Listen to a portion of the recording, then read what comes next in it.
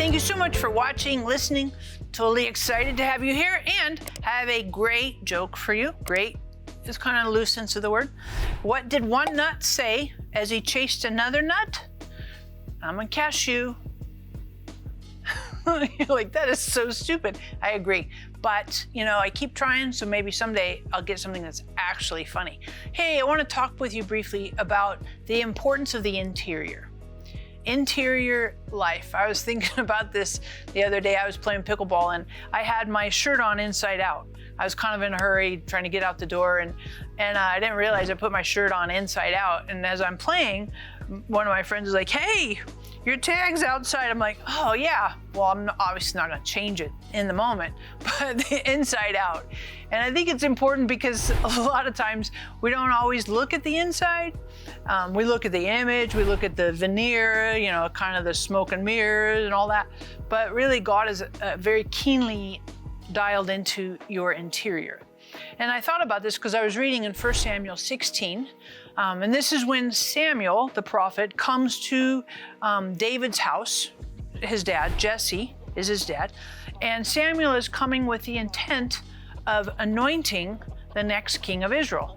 Saul had been the king, was a king, and was kind of no bueno. So God spoke to Samuel and said, we're going to pick a new dude to be the king because this guy's pretty much a loser. So Samuel goes to Jesse's house and he is looking, and God's saying to Samuel, I'll tell you who to anoint. So Samuel shows up at Jesse's house and he's like, hey, I'd like to meet your sons. Do you have any sons? And Jesse's like, sure, or do you come in peace? He said, I do come in peace. But so Jesse brings the first son. The first son, the oldest one, his name is Eliab, E-L-I-A-B. And it says when he entered, Samuel looked at Eliab and he said, surely the Lord's anointed is before him, because he was handsome, he was tall, he looked confident, secure. And God said to Samuel in verse 7, don't look at his appearance or at the height of his stature, because I have rejected him. For God sees not as a man sees. Man looks at the outside, but God looks at the heart.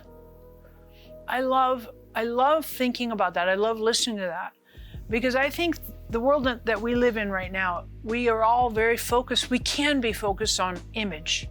And we can be focused on the exterior. We can be focused on, influencers, how many followers, this and that, the makeup and clothing and all this stuff, and we get so focused on those things that we miss what's interior. We miss the core substance.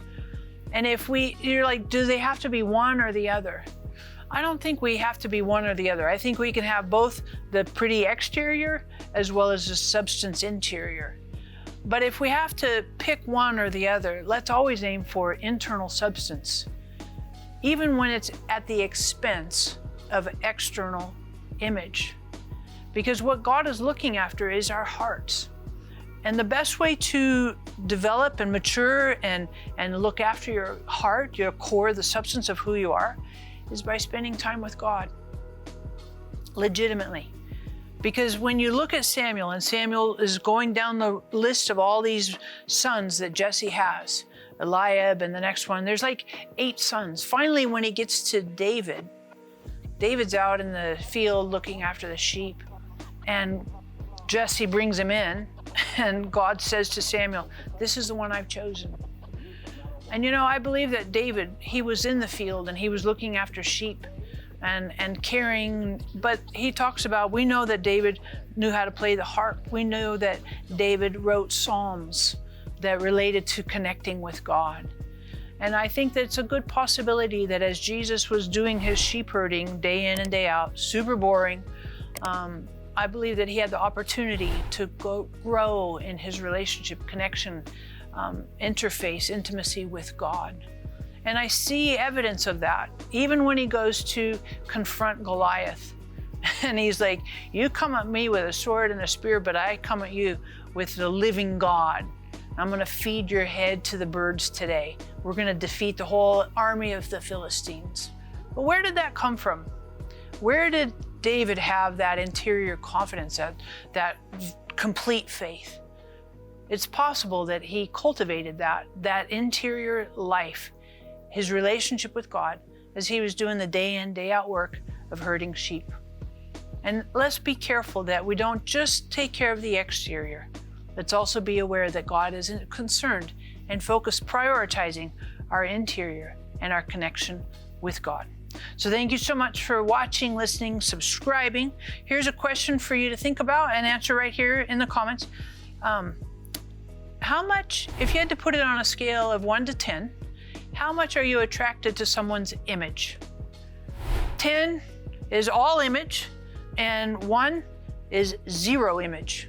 If you had to rate yourself, scale of 1 to 10, how much does image affect your attraction for someone?